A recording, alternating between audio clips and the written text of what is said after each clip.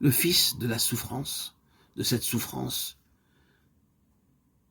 qu'a enduré Anne, au propre et au figuré, c'est Samuel. Il est l'aboutissement de toutes ses angoisses, le fruit de ses douloureuses préoccupations spirituelles. Qu'importe maintenant pour Anne, les malentendus et les critiques, Samuel est là. Et c'est lui qui va faire le pont, en quelque sorte, entre la situation telle qu'elle est et la situation telle que Dieu la désire.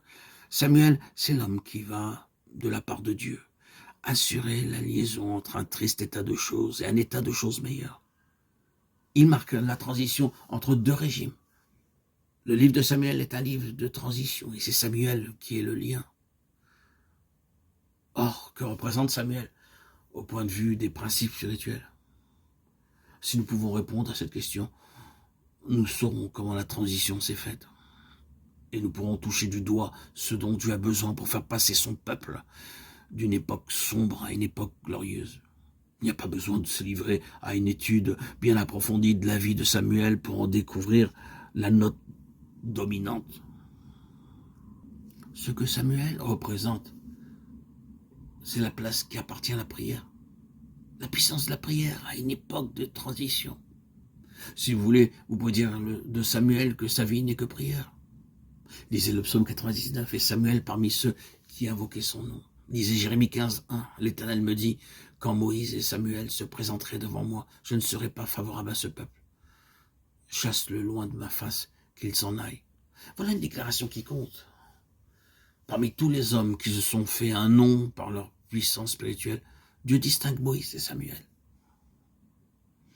Nous savons comment Moïse s'interposa en faveur du peuple et comment, ensuite de son intercession, il sembla que Dieu eût changé d'idée.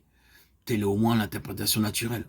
Après la prière de Moïse, dans le livre Nombre, chapitre 14, les intentions de Dieu, semble-t-il, se sont modifiées.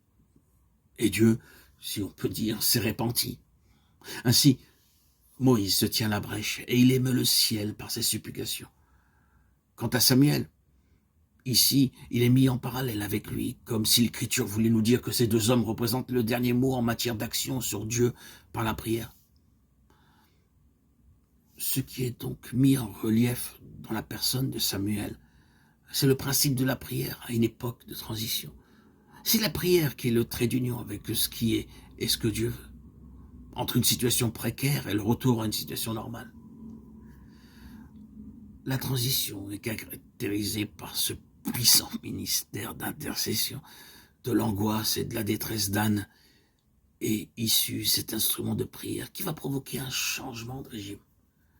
Regardez un peu la vie de Samuel et voyez comme il a recours à Dieu. Ne cesse pas de crier pour nous à l'Éternel, lui dit un jour le peuple. Quel témoignage! Cela revenait à dire que la vie de Samuel, de notoriété publique, est une vie d'intercession en faveur du peuple. On lui fait dire en substance ceci, continue. C'est à tes prières en notre faveur que nous devons tout. C'est donc bien le principe de la prière qui, avec Samuel, se détache sur le plan de l'histoire. Mais n'oublions pas, avant de pouvoir agir sur Dieu par la prière, il faut apprendre à connaître la voix du Seigneur dans nos cœurs. Les premières années de Samuel furent des années où il apprit à reconnaître la voix du Seigneur. Même lorsqu'Élie, laissant parler cette voix sans y prendre garde, Dieu apprenait au jeune Samuel à la reconnaître. Pour pouvoir nous adresser à Dieu avec puissance, il nous faut cette intelligence spirituelle qui est experte à discerner quand l'Esprit parle en nous. Pour pouvoir parler à Dieu, nous devons connaître la voix de Dieu. C'est très important. Sans cette faculté-là, il manquerait la prière qui prévaut une de ses bases les plus essentielles. Car une vie de prière, ce n'est pas l'addition ou la succession ininterrompue d'un certain nombre de requêtes. C'est un ministère d'intelligence avec Dieu. On ne parle à Dieu que parce que Dieu a parlé le premier au-dedans.